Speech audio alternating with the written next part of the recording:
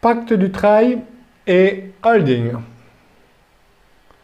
Alors, quand apporter, c'est ce qui est le plus compliqué, l'aspect le plus complexe dans le pacte du Trail, quand apporter à une holding, quand la holding peut céder des titres, jamais à partir de la transmission, de la donation. Holding animatrice ou holding passive, on va voir l'avantage de holding animatrice, mais si elle n'est pas animatrice, je ne veux pas la rendre animatrice pour profiter de l'avantage. Et holding à l'IS ou à l'IR. Donc la première question d'ailleurs, c'est toujours quelles sont les priorités, les objectifs, les priorités de vie de mon client. Si c'est investir, capitaliser, holding à l'IS, s'il dit oh, enfin je voudrais profiter de la vie, ce sera plutôt une holding à l'IR. Notamment pour acquérir des biens de jouissance, parce que c'est une catastrophe fiscale que de détenir de biens de jouissance dans une structure à l'IS. Je peux avoir les deux, une holding à l'IS, une holding à l'IR. Mais voyons déjà tout de suite quel est l'ordre de la chronologie des opérations. Vous voyez que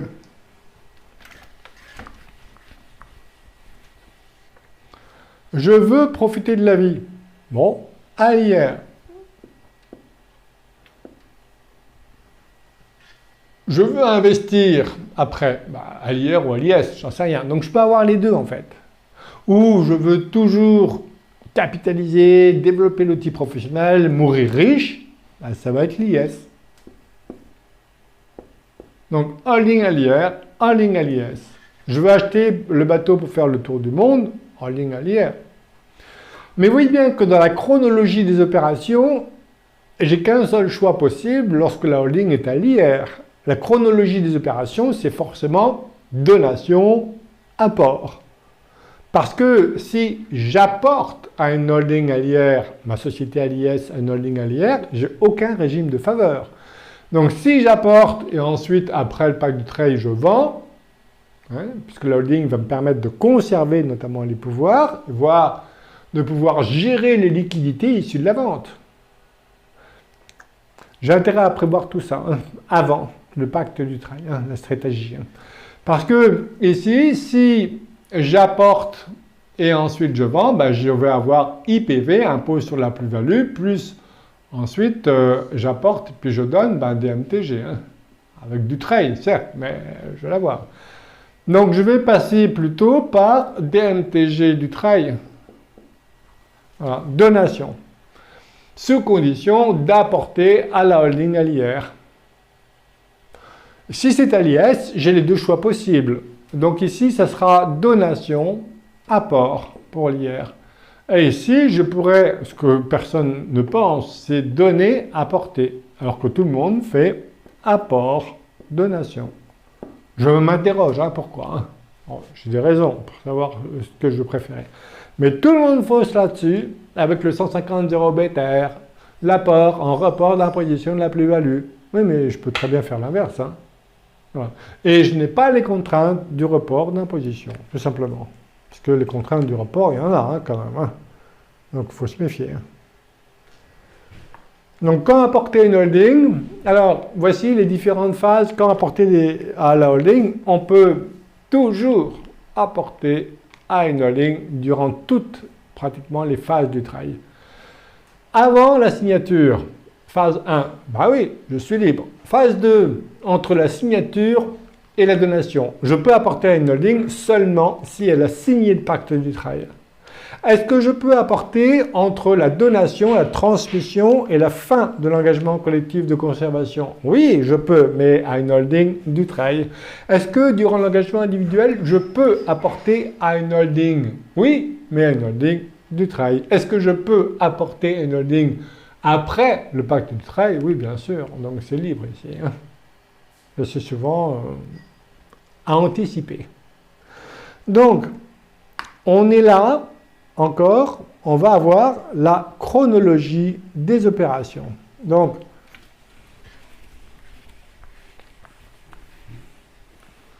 on a le pacte du trail ici, on a la signature, et ici, on a la donation, la transmission. Et ici, on a la fin du trail. Alors, vous voyez bien qu'on est forcément dans la chronologie suivante. Ici, c'est la donation. Donc, si j'apporte à une holding ici, je suis forcément dans la chronologie apport, donation. Apport, donation. Et ici, je suis forcément dans la chronologie donation, apport, donation, apport. Donc, si ma holding, je pars des objectifs du client, pas de la fiscalité, je pars de l'objectif du client, que veut-il? Ah, profiter de la vie, faire le tour du monde en voilier. Bon, donc holding à l'IR. Donc, il ne faut pas que je prenne apport donation, parce que sinon, je me mange de l'impôt sur la plus-value et des droits de mutation à titre gratuit du travail. C'est nul. Donc, je vais me mettre dans la configuration donation, apport. Et pourquoi pas apport après le pacte du travail. Parce qu'on a vu que chez moi, la holding du travail qui peut être à l'IR, mais dirigée par un bénéficiaire de l'exonération, voilà, hein, avec toutes les contraintes qu'il y a derrière, je peux éventuellement le faire, mais vous voyez que je ne prends pas le risque. Donc vous voyez, on a pratiquement tout vu ici. Hein. Bon, après c'est du mécano. Hein. Bon. Alors, vous voyez, ici, je suis bien donation. Hein. Donc je suis bien dans l'apport signature du travail, je peux apporter durant l'engagement collectif si la holding est signataire du pacte du travail, mais j'ai pensé avant à créer la holding, avant la signature du pacte du travail, et je suis forcément dans la chronologie apport, transmission. Et une fois que je suis rentré dans la transmission, je pourrais faire apport. Mais attention, chez moi, vous avez tout intérêt, je crée les holdings avant la signature du pacte du travail. Voilà, c'est systématique. Parce que il va falloir écarter éventuellement le risque de réappropriation des fonds par le donateur. Si je donne et que je n'ai pas créé la holding, et après je dis à l'enfant, t'apportes à la holding, là je suis dans la qualification d'abus de droit en tant que réappropriation des fonds par le donateur. Il faut impérativement, comme pour la technique du casier du fruit, que les conditions de la donation figurent dans l'acte de donation. Et moi, je vais même anticiper, puisque je vais le faire avant toute signature du pacte du travail, je vais définir la stratégie, je vais l'expliquer et je vais la motiver de telle sorte que les motivations économiques l'emportent systématiquement sur les motivations fiscales ou sur les conséquences fiscales. Vous voyez, je ne parle jamais de motivation fiscale, c'est une réalité, ce n'est que la conséquence, donc ce sont les conséquences fiscales. Alors, si je fais des économies d'impôts, tant pis, j'y peux rien. Hein. Donc, apport, signature du pacte du travail, et après, donation, et puis à l'issue du pacte du travail, vente, ou alors, chronologie inverse, du travail, donation, là, donation efface la plus-value, l'apport, je vais avoir une plus-value entre la donation et l'apport, mais la plus-value entre la création et la donation a été effacée par la donation. Et après, vente. Et donc, IR ou IS. Si j'apporte à l'IR, bing, ça pique impôt sur la plus-value, non?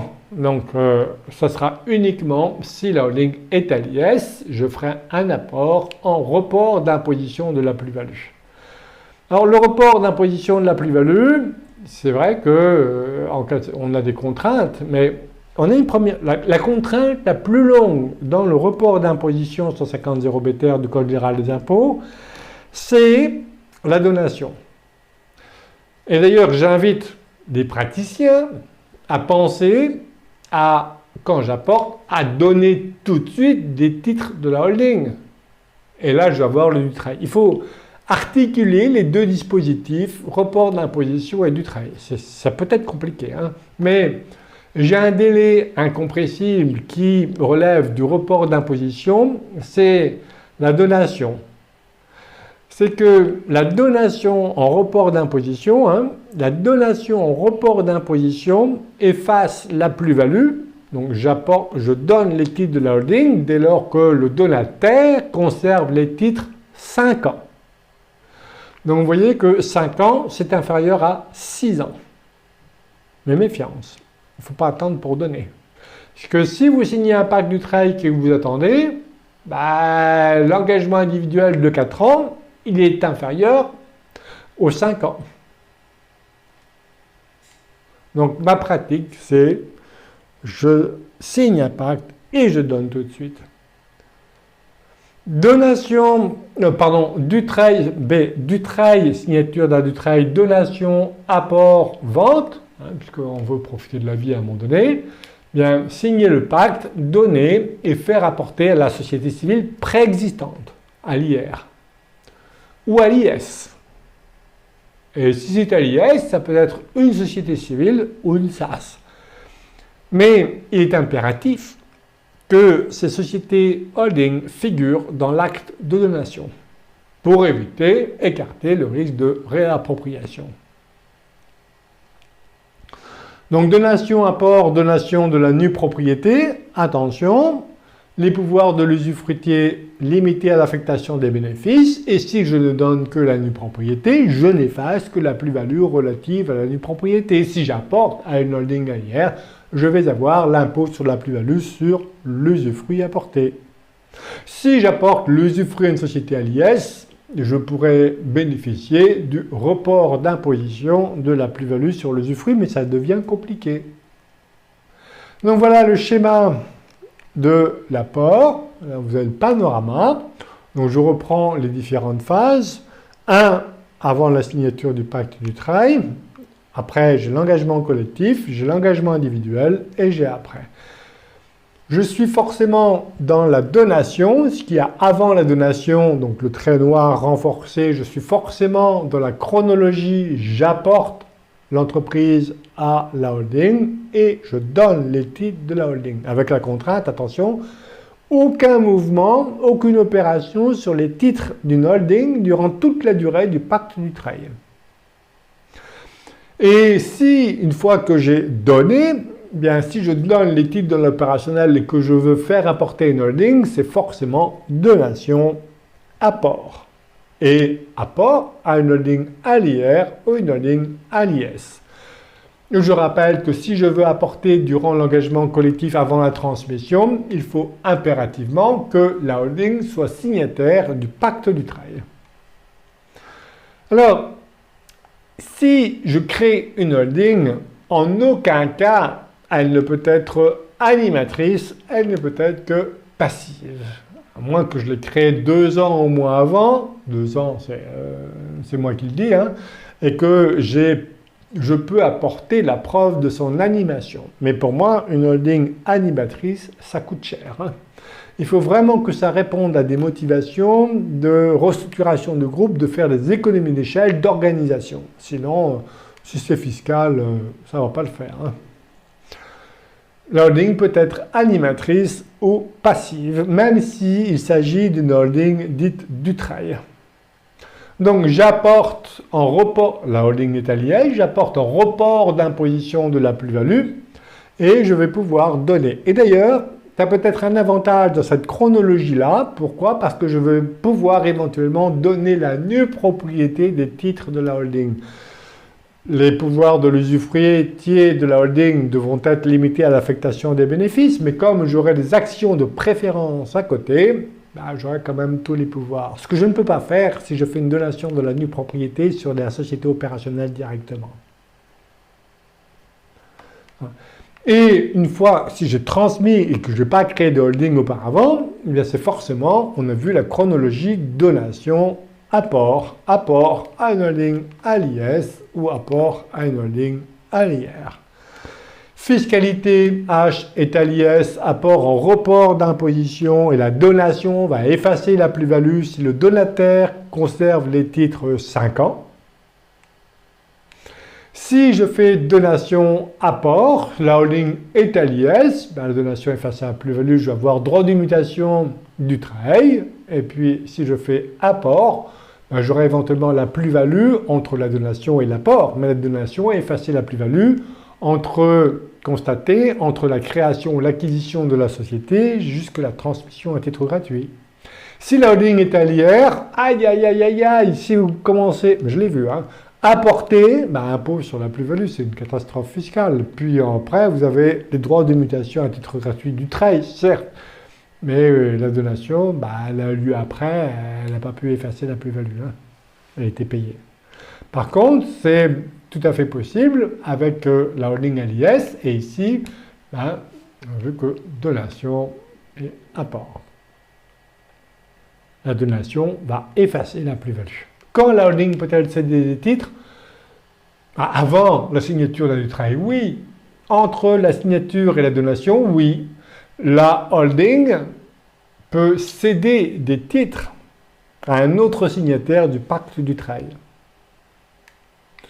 Mais en aucun cas, après, comme pour d'ailleurs l'associé personne physique, en aucun cas ne peut céder des titres après la transmission à titre gratuit jusqu'à la fin de l'engagement individuel de conservation.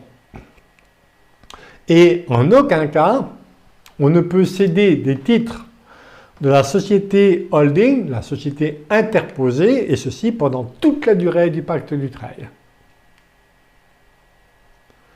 Holding animatrice ou holding passive, donc voici l'avantage de la holding animatrice, certes. Alors le voilà. L'avantage de la holding animatrice,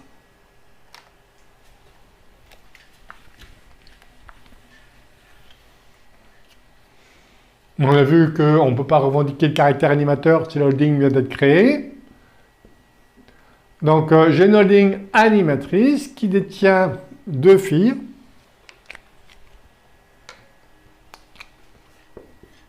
F1 et F2. Quand elle est animatrice, le pacte, elle est considérée comme une opérationnelle. Et donc le pacte peut être signé ici. D'ailleurs, ça peut être intéressant si j'ai un associé personne physique qui détient des titres d'ici. Donc on va signer un pacte ici. Et puis l'associé qui détient les titres de la société animatrice, opérationnelle, le pacte doit être signé ici. Et l'exonération va s'appliquer sur tous les actifs détenus par la holding animatrice dès lors que la trésorerie est nécessaire à son activité. Voilà. Donc, avantage, lorsque le pacte est signé sur la holding animatrice, eh bien, la holding animatrice peut céder les titres ici de la société de F1 ou F2. Parce que l'engagement de conservation porte sur les titres de la holding animatrice et non pas sur les titres des filles. Donc elle peut vendre, elle va falloir réinvestir. Pourquoi? Parce qu'il faut respecter le critère de l'actif brut de 50%. Mais elle peut céder les titres de F1, ça ne remet pas en cause le pacte du trail. Alors que si ma holding est passive, le pacte ne peut pas être signé ici. Il y a eu des remises en cause du pacte du trail. Ils ont mal signé. Il faut impérativement que le pacte soit signé sur chacune des filles. Et donc, comme l'engagement de conservation porte sur chaque société opérationnelle, il est impossible de céder un titre durant l'engagement du trail. Voilà la différence. Donc, ça peut être c'est beaucoup plus souple, une holding animatrice. Mais on ne rend pas une holding animatrice comme ça. Il faut que ça corresponde, on a vu, à des réalités économiques et elle mobilise des moyens spécifiques. Pourquoi faire bon. Voilà, donc holding passive, je vais avoir l'exonération. Si la holding passive, je donne les titres de la holding passive, je ne peux plus donner les titres de la société opérationnelle puisqu'ils sont détenus par la holding. Eh bien, je vais avoir l'exonération de 75% parce que j'ai les droits à deux niveaux d'interposition. Mais attention, les actifs, donc deuxième avantage de la holding animatrice, c'est que les actifs détenus par la holding animatrice seront éligibles à l'abattement de 75%. Les actifs détenus par une holding passive ne sont pas éligibles à l'abattement de 75%. J'ai un autre avantage, mais bon, je m'en méfie de celle-là, c'est en cas de vente des titres de la société animatrice, je peux, sous conditions qui sont rarement respectées, éventuellement bénéficier d'un abattement renforcé en cas de cession pour l'impôt sur la plus-value, l'abattement renforcé de 85% après 8 ans de détention. Mais vous voyez bien que moi, j'efface la plus-value, non? Donc, quand je dis l'abattement renforcé de 85%, qu'est-ce qu'il faut choisir? Plutôt le... Non, non, non. La donation efface la plus-value. Donc voici, j'ai des sociétés interposées. Dans le premier cas, la holding est passive. C'est elle qui doit impérativement signer le pacte du travail avec d'autres associés. Elle peut signer seule maintenant, mais méfiance. Deuxième situation, la holding animatrice, c'est elle qui signe le pacte. Je vais pouvoir éventuellement signer, elle peut signer le pacte, mais c'est surtout que je vais signer, troisième situation, le pacte au-dessus. Je vais faire les deux d'ailleurs. Dès lors que j'ai une holding animatrice, je vais signer un pacte sur les titres de la holding animatrice et je vais faire signer la holding dite animatrice, qui peut ne plus l'être d'ailleurs à un moment donné. Et si l'administration fiscale me dit « Ah non, non, non, non », elle remet en cause le caractère animateur de ma holding, je dis « Joker », puisque je signe un pacte directement sur la société opérationnelle. Voici l'avantage de la holding animatrice. Elle peut céder des titres dès lors que l'activité civile n'est pas prépondérante. Donc elle réinvestit des liquidités dans des activités opérationnelles. Eh bien, le pacte n'est pas remis en question. Alors, précaution à prendre, signer un pacte sur chaque opérationnel. Voilà, et je peux avoir une société interposée, ici, premier niveau, puisque la holding est animatrice, elle est considérée comme une société opérationnelle. Je vais donner les titres de la société interposée et je vais avoir le bénéfice du pacte du travail. Voilà, pacte du travail, transmission d'entreprise avec holding ou pas. Vous voyez que notamment la holding va me permettre de gérer ensuite les liquidités issues de la vente. Parce que si j'ai donné directement la société opérationnelle et que la société opérationnelle est vendue, ce sont mes enfants qui touchent les liquidités, alors que si le produit de la cession est détenu par une holding dont je suis le dirigeant, eh bien c'est moi qui gère toutes les liquidités. Ça change tout. Et là, je vais éventuellement pouvoir préparer ma retraite en même temps. Donc, faites signer des pactes du travail par tous vos clients. Simplement, pensez avant avec les stratégies de holding. Tout simplement. Hein. Et d'ailleurs, toujours avant du travail, revoir les clauses des pouvoirs dans les statuts. Donc, c'est systématique, je transforme la SARL en SAS. Ah, mon régime TNS! Oui, mais regardez les économies fiscales, puisque vous allez pouvoir appliquer un abattement du travail sur 99% du capital. Donc, faites le calcul. Évidemment, tout le monde avec moi passe en SAS.